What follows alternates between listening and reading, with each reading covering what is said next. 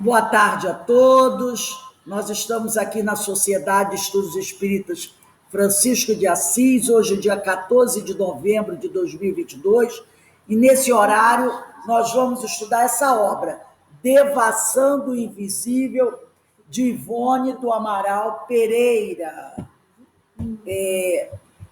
Nós estamos estudando aquele capítulo onde a Ivone diz assim, o título, né? Ela diz assim, nada de novo. O meu livro é novo, então é página 28, tá?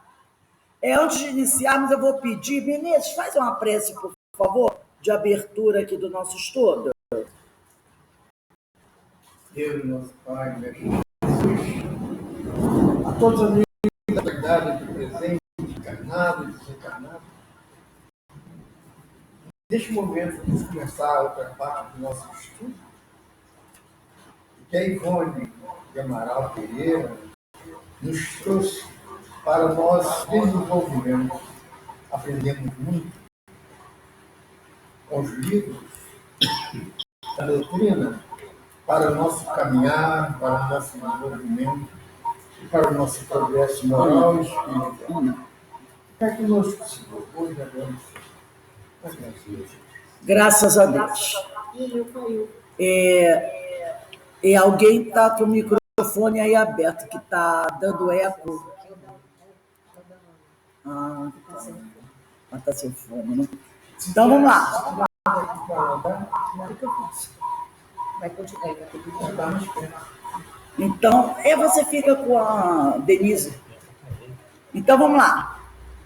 Começa assim. Um raciocínio sereno, ponderado, isento de prevenções, levar-nos a concluir por tudo isso que o mundo invisível não poderia mesmo ser uma abstração.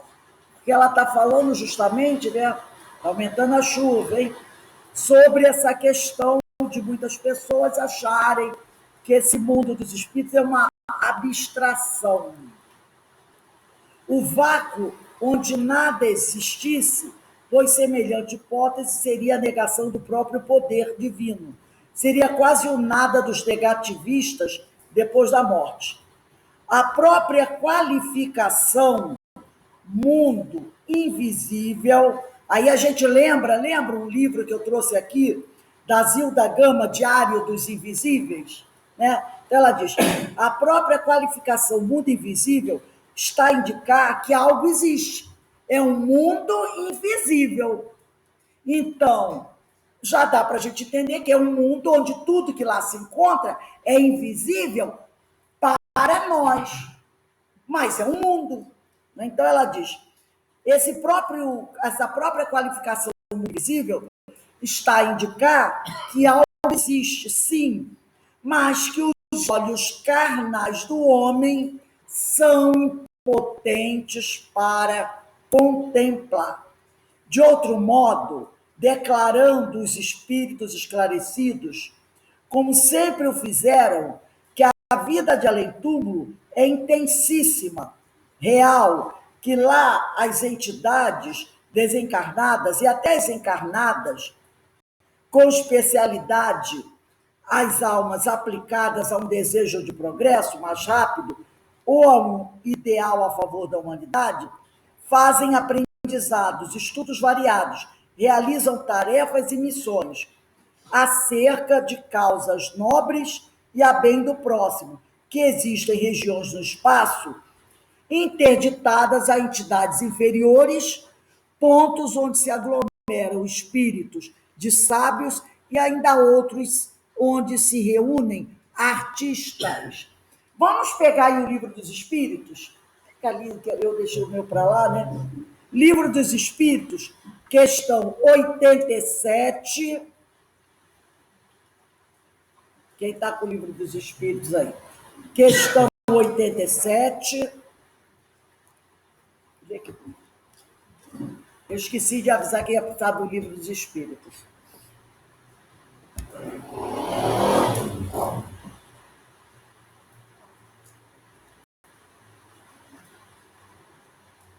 Márcia, dá para você ler para a gente a questão 87?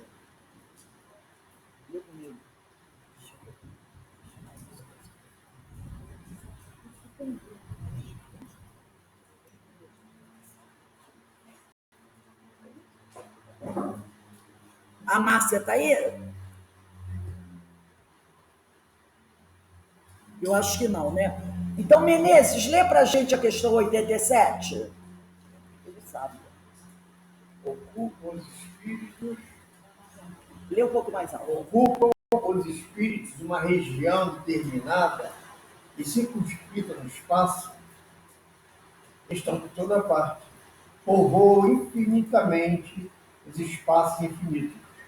Tendes muitos deles no contínuo do vosso lado, pois que os espíritos são uma das potências da natureza e os instrumentos de que Deus se serve para a execução de seus desígnios providenciais. Nem todos, porém, vão a toda parte, por isso que há regiões interditas, ao menos adiantadas. Agora, vamos pegar aí a questão 402.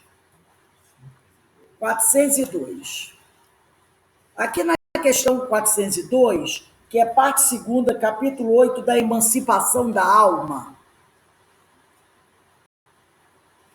Vamos lá, 402. A pergunta, deixa eu ver aqui, a Denise vai ler o primeiro parágrafo da resposta 402. Denise lê o primeiro parágrafo, depois, deixa eu ver aqui. Aí depois que a Denise, a Carmen vai ler o terceiro parágrafo.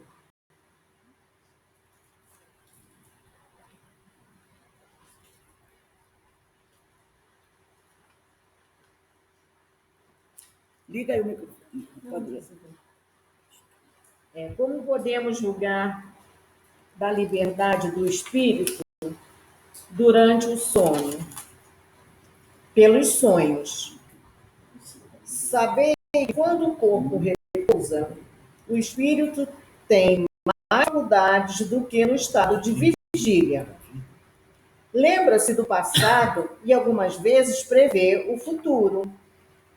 Adquire mais poder e pode entrar em comunicação com os outros espíritos, seja deste mundo, seja do outro. Dizes frequentemente: tive um sonho extravagante, um sonho horrível, mas absolutamente inverossímil. Enganas-te, quase sempre é a lembrança dos lugares e das coisas que viste ou que verás em outra existência ou em outra ocasião. Estando o corpo entorpecido, o espírito trata de quebrar seus grilhões e de investigar no passado ou no futuro. Lê aí pra gente, no terceiro parágrafo. O sono liberta a alma parcialmente do corpo. Quando dorme, o homem se acha por algum tempo no estado em que fica permanentemente depois que morre. Tiveram sonos inteligentes os espíritos que, desencarnando, logo se desligam da matéria. Esses espíritos, quando dormem, vão para junto dos seres que lhes são superiores. Com estes viajam, conversam e se instruem. Trabalham mesmo em obras que se lhes deparam concluídas, quando volvem, morrendo na terra, ao mundo espiritual. Ainda essa circunstância é de molde a vos ensinar que não deveis temer a morte, pois que todos os dias morreis, como disse um santo. Então, mostrando que existe essa vida no mundo invisível. Agora o Beto vai ler aqui o quarto parágrafo. Lê aí, Beto. Isto, pelo que concerne aos espíritos elevados. Pelo que respeita ao grande número de homens que morrendo têm que passar longas horas na perturbação, a incerteza de que tantos jovens falaram. Esses vão, enquanto dormem, ou a mundos inferiores à terra, onde chamam velhas afeições, ou em busca de gozos, quiçá, mais baixos do que os que aqui tanto se deleitam. Vão beber doutrinas ainda mais vis, mais ignóbeis, mais funestas do que as que professam entre vós. O que gera simpatia na terra é o fato de sentir-se o homem ao despertar, ligado pelo coração àqueles com quem acaba de passar 8 ou 9 horas de ventura ou de prazer. Também as antipatias invisíveis se explicam pelo fato de sentirmos em nosso íntimo que os entes com que antipatizamos têm uma consciência diversa da nossa. Conhecemos-los sem nunca os termos visto com os olhos, e ainda o que explica a indiferença de muitos homens. Não cuido de conquistar novos amigos, por saberem que muitos têm que os amam e lhes querem. Numa palavra, o sono influi mais do que se põe na nossa vida. Então, né? Olha, a gente vai percebendo aí como é essa vida nesse mundo invisível. Vamos continuar aqui com o livro da Sueli Caldas, da Ivone do Amaral Pereira, né?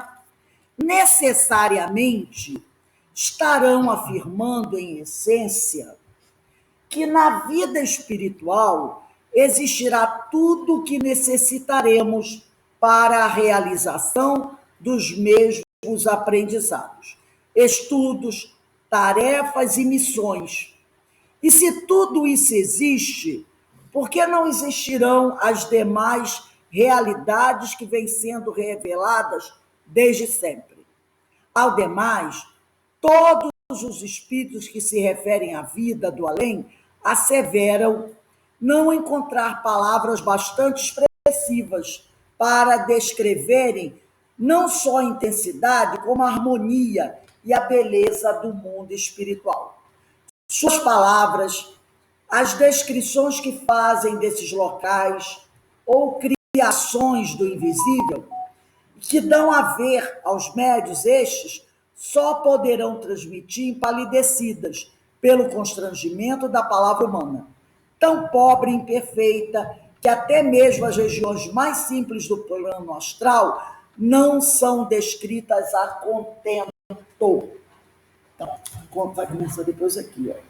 Então, eu vou dar uma paradinha agora, e eu trouxe aqui esse livro, Conversando com os Espíritos, nas reuniões mediúnicas da Terezinha Oliveira.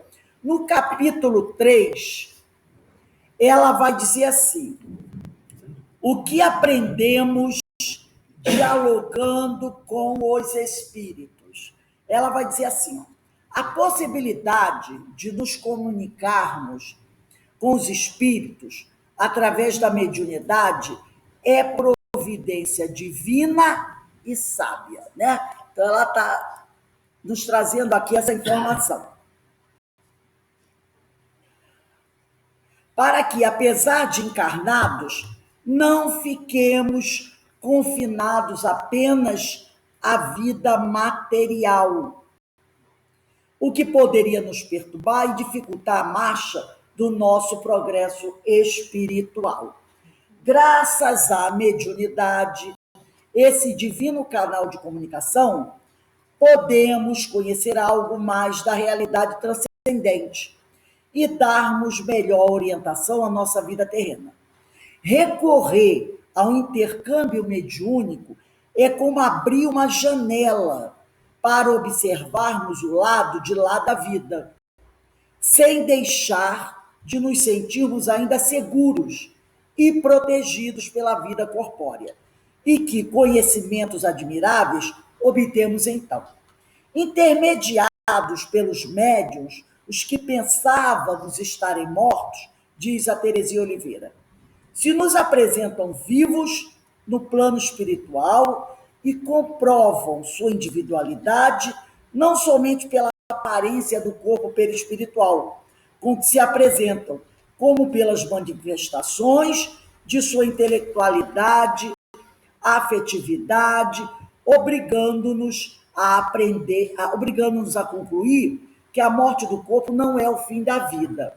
A mediunidade assume maior valor quando não somente vemos e observamos os espíritos que se nos apresentam, mas dialogando com eles, passamos a colher explicações inestimáveis sobre a continuidade da vida no além.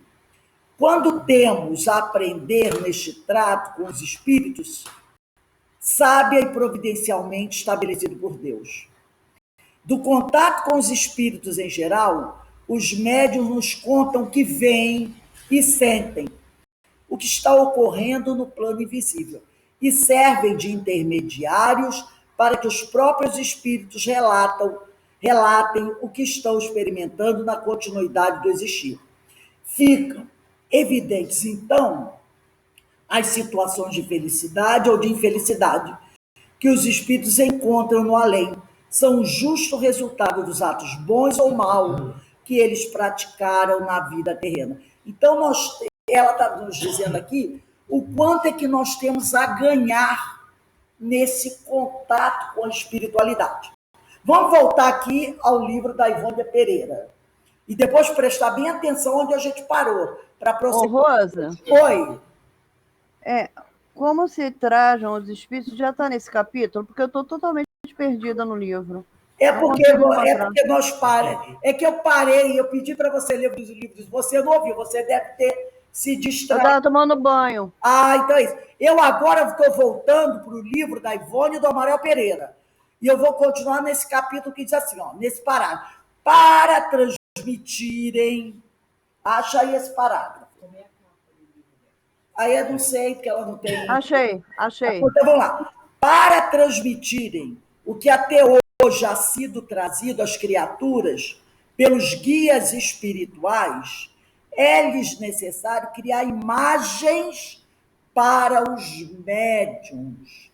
Imagens estas subordinadas ao grau de concepção e poder assimilativo dos mesmos, o que obrigará a própria faculdade mediúnica, uma operação mental, um jogo de tradução, se de tal expressão nos poderemos servir, que nem sempre reproduzirá com fidedignidade as informações e os esclarecimentos que o espírito comunicante pretende prestar. Ainda assim, para que tais coisas se façam verdadeiras, torturas serão necessárias ao médium e ao seu instrutor espiritual. Em primeiro lugar, o médium deverá redobrar esforços no sentido de renovar-se moral e mentalmente durante o período de adestramento das faculdades, a fim de, na época oportuna, conseguir fácil intercâmbio com a espiritualidade mais alta, comunhão que terá de ser constante, permanente, por meio dos atos cotidianos, e não somente as horas de trabalho objetivo, de modo a que a permuta de vibrações o prepare satisfatoriamente para o melindroso ministério e o conserve unido a seus dedicados mentores espirituais. Então, olha só o que ela está falando aqui, tá? Ela está dizendo o quê? Que para transmitirem o que até hoje ha sido trazido às criaturas pelos guias espirituais, é necessário para eles criar imagens para os médiuns.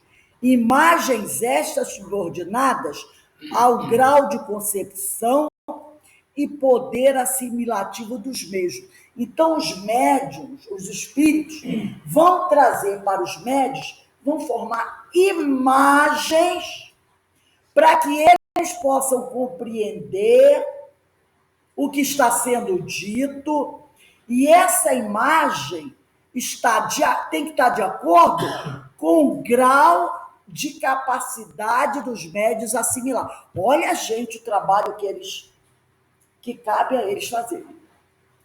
Eles vão trazer uma informação e vão trazer aquela informação através de uma imagem. Mas a imagem que eles vão criar tem que estar no grau evolutivo do espírito. Gente, é muito trabalho para eles. E olha o que ela vai dizer aqui. O que obrigará a própria faculdade mediúnica uma operação mental, um jogo de tradução, se de tal expressão nos poderemos servir, né? Que nem sempre reproduzirá com fidedignidade as informações e os esclarecimentos que o espírito comunicante pretende prestar. Então, ele vai ter que fazer uma imagem para que o médium consiga captar o que ele está querendo ensinar. E mesmo assim, talvez ele não consiga traduzir totalmente a mensagem dele, né? Aí ele vai dizer aqui, ainda assim, para que tais coisas se façam, verdadeiras torturas serão necessárias ao médium e ao seu instrutor espiritual. Em primeiro lugar, o médium deve redobrar esforços no sentido de renovar-se moral e mentalmente durante o período de adestramento das faculdades, a fim de, na época oportuna, conseguir fácil intercâmbio com a espiritualidade mais alta. Comunhão que terá de ser constante, permanente, por meio dos atos cotidianos, e não somente as horas de trabalho objetivo. Então, o médium, ele não pode ficar se contentando só com as horas do trabalho. Ele terá que fazer em casa também um trabalho, um estudo, uma busca de melhorar a sua questão moral por meio dos atos cotidianos. E não somente as horas de trabalho, né? De modo a que a permuta de vibrações o prepare satisfatoriamente para o melindroso ministério e o conserve unido aos seus dedicados mentores espirituais. Então, a espiritualidade, os guias, vão fazer um trabalho extraordinário de passar aquela mensagem para o médium, não só falando na cabeça dele, mas criando imagens para que ele possa ouvir e ver o que eles querem ensinar. E nem sempre eles conseguem criar a mensagem de tão perfeita que a pessoa possa ver e entender. Porque vai depender do grau evolutivo do médium. Agora, o médium também tem que fazer o seu trabalho, que não é só eu vou lá, eu vou trabalhar, eu vou na casa espírita. Não, ele tem que fazer todos os dias o trabalho dele de estudar, refletir, procurar se melhorar para poder facilitar cada dia mais esse intercâmbio. Agora, gente, preste atenção onde eu parei de ler, porque eu vou ler uma outra coisa e depois eu vou voltar, tá? Então, voltando aqui o livro da Terezinha Oliveira, eu vou lá no capítulo 5, tá? Depois eu vou voltar aqui. Tal como, vamos lá, no capítulo 5 desse livro, Conversando com os Espíritos da Reunião Mediúnica, no capítulo 5 sobre os médiuns, a Terezinha Oliveira vai dizer assim, para que o médium consiga intermediar bem o pensamento dos espíritos, precisa oferecer, além da necessária afinidade fluídica com o comunicante, também a sintonia mental para com seus pensamentos, ter a sensibilidade necessária para perceber seus sentimentos e alcance moral para aquilatar os seus propósitos. Tais condições não se improvisam, mas se adquirem pelo estudo doutrinário, pelo cultivo do intelecto, pelo aprimoramento da conduta nos padrões do Evangelho pelo exercício da atenção, interesse para com os semelhantes. Então, essa recomendação da Terezinha Oliveira é importantíssima. Ela está dizendo aqui, ó, que essas condições não são condições que a gente improvise, tá? A tal da afinidade fluídica com o comunicante, a sintonia mental com os pensamentos do espírito, a sensibilidade necessária para perceber seus sentimentos, o alcance moral para aquilatar os seus propósitos. Isso não se improvisa.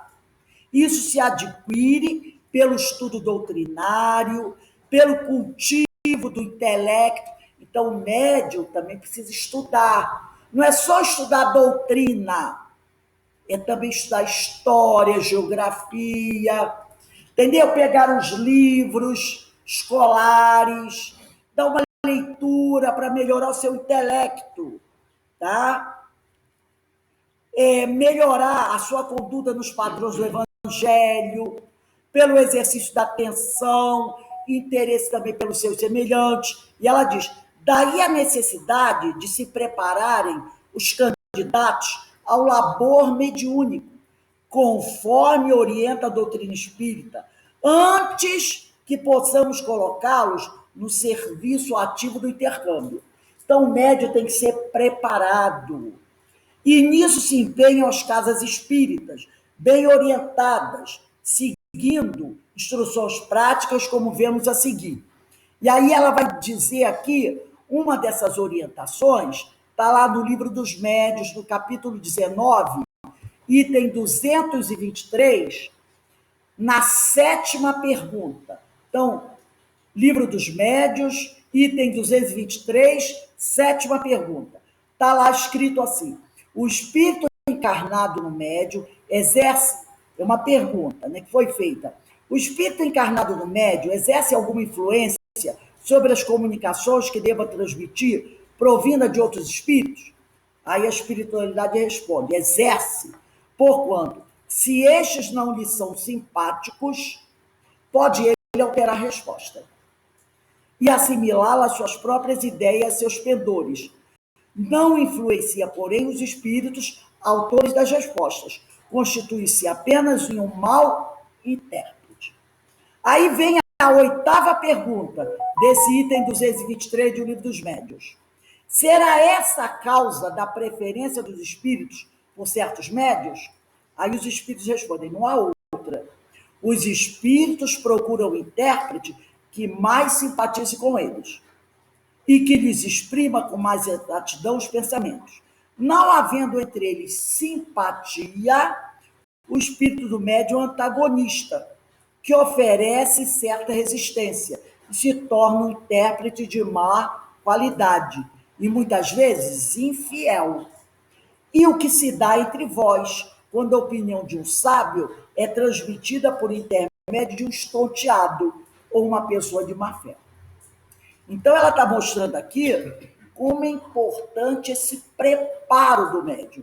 É o que a Ivone está dizendo. Tem coisas que não se improvisa. Você não pode pegar um médium e colocá-lo para trabalhar na mediunidade sem ele estar preparado. E a preparação é geral. É preparação doutrinária e preparação intelectual. E esse médium tem que ter uma afinidade com os espíritos, tá? Então, isso tudo é exigido, porque é aquela coisa, o trabalhar com espiritualidade, no intercâmbio, seja da doutrinação, seja da psicofonia, é uma coisa muito séria. Então, não é aquela coisa de, eu estudo, eu chego lá na reunião, leio lá o Livro dos Médiuns, leio o Evangelho e vou para o trabalho. Não é assim que acontece. Um trabalho, para ser um trabalho bem feito, exige uma preparação séria. E esse livro aqui da Ivone, como esse que nós estamos acompanhando com a Terezinha Oliveira, prepara para isso. Então, a gente tem que realmente se dedicar ao estudo. E com espíritos bem qualificados. Tem Ivone e Terezinha, que já está desencarnada. A Tereza Oliveira, qual é o capítulo mesmo? E aqui nós lemos o capítulo 5 e também lemos o capítulo 3. Foi o 3 e o 5 desse livro aqui. Conversando com os espíritos na reunião mediúnica. Eu aconselho uma orientação. Conselho não, mas uma orientação. A Aninha Brito até comprou. Esse livro é ótimo para quem trabalha nas reuniões mediúnicas, tá? Conversando com os espíritos na reunião mediúnica, da Terezinha Oliveira, da editora Allan Kardec. Então, ela vai fazer... A Terezinha, sempre eu conhecia a Terezinha, quando ela fez um encontro lá no CIOI, ela ficou hospedada na casa da minha irmã, e eu fui para lá à noite, foi com ela, Terezinha Oliveira, né? E também com aquela menina que é filha do Herculano Pires, que eu esqueci o nome também, eu tive a oportunidade de conversar com elas, e ela é uma profunda conhecedora da doutrina. Outra também foi a Júlia Nezu, também, que é outra profunda conhecedora da doutrina. Então, são espíritos que a gente pode realmente confiar. E aqui é a Ivone Pereira, né? Vamos voltar aqui ao livro da Ivone. Aí ela diz aqui, para transmitirem, tal como esclarecem, vamos lá, tal como esclarece os códigos da doutrina espírita e a prática da mediunidade confirma, suas vibrações, suas faculdades em geral, no momento do intercâmbio mediúnico, terão de ser potenciadas ao máximo que sua natureza física, psíquica e mental suportarem.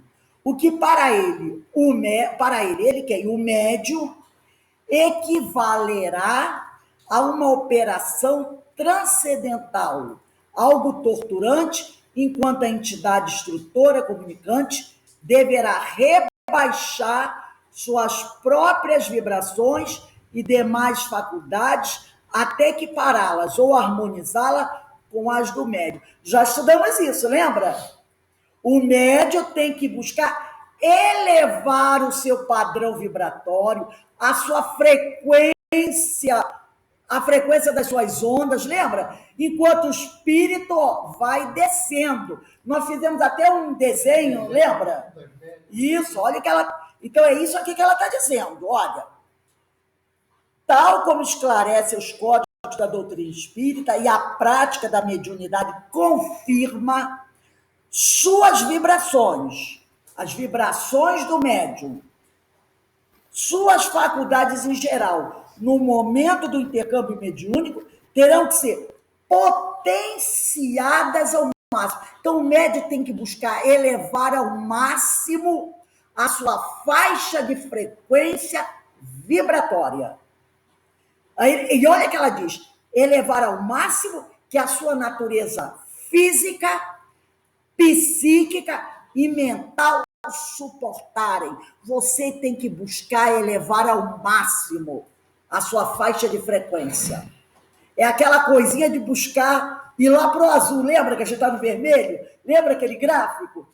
Buscar ao máximo o que para ele, para o médium, equivalerá a uma operação transcendental, algo torturante, enquanto a entidade instrutora comunicante, os espíritos superiores, os espíritos estão se comunicando, né?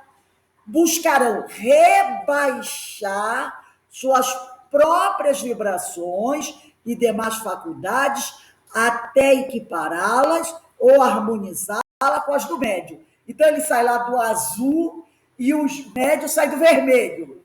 E eles vão fazendo isso aqui, ó, para tentar se encontrar no meio, tá? Então, é um esforço muito grande.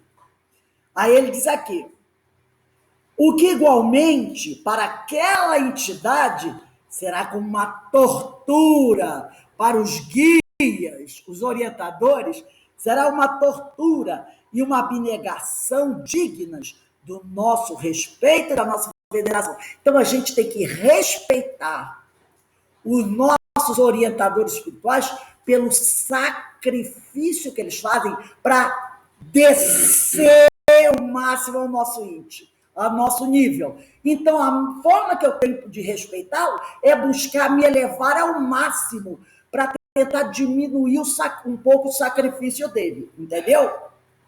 Então, ele diz aqui, essa é a forma que eu tenho de respeitá-lo, é procurar subir ao máximo para não deixá-lo chegar no chão. É mais ou menos assim, né? Então, ele diz aqui, em tais ocasiões, o médium poderá entrever o mundo invisível. Frequentemente, ele o percebe. E o que a enxerga ou apreende não consegue explicar integralmente, porquanto não dispõe o cérebro humano dos necessários recursos para uma transmissão perfeita. Então, eu vejo, mas não consigo, né, explicar o que eu estou vendo. Porque me faltam elementos para explicar o que eu estou vendo. Daí a necessidade do médium estudar. Exatamente, né? Por isso que ela diz aqui. E quando você busca subir, o que você enxerga ou apreende não consegue explicar integralmente porquanto não dispõe o nosso cérebro dos necessários recursos para uma transmissão perfeita. Durante suas fugas em corpo astral, pelo espaço afora, o que ele vê e presencia por seus guias não é de forma alguma um aglomerado de sombras, o vácuo ou o invisível e inexpressivo. Aninha, você quer falar alguma coisa? Você ligou aí seu microfone? Fale. Quero sim. Fala aí. Porque não é só estudar. A gente também tem que se moralizar. Porque não adianta ter estudo se o médium não se moraliza, não se eleva, a vibração vai ficar lá embaixo. Então, tem que ter os dois. É o que a Ivone disse anteriormente, né? Ela falou sobre isso. Ela disse aqui, ó, no parágrafo anterior, em primeiro lugar, o médium deve redobrar esforços no sentido de renovar-se moral e mentalmente durante o período de adestramento das faculdades. Então, é uma melhora completa. E aqui tem uma notinha, né? Lê para a gente, Denise, essa notinha, dá para você ler? Se não der, é porque a letrinha é miúda. Então, vou fazer o seguinte, Carmen, você pode ler a notinha aí? Posso. Em muitas reuniões de experimentação, é frequente o médium que obtém a comunicação, ou outros que a elas assistem, distinguirem o panorama ou os ambientes mentais que circundam o espírito comunicante. Recentemente, em certa sessão para a cura de obsessões, realizada em um centro espírita do Meia, estado da Guanabara, Rio de Janeiro, né, antigo, durante a manifestação do espírito de um infeliz ébrio que atuava sobre um pobre homem, chefe de numerosa família, impedindo a embriaguez. Eram vistos pelos médiuns presentes um barril de aguardente e um cenário como taverna, enquanto o forte cheiro de álcool, percebido por todos os presentes, se derramava pela sala.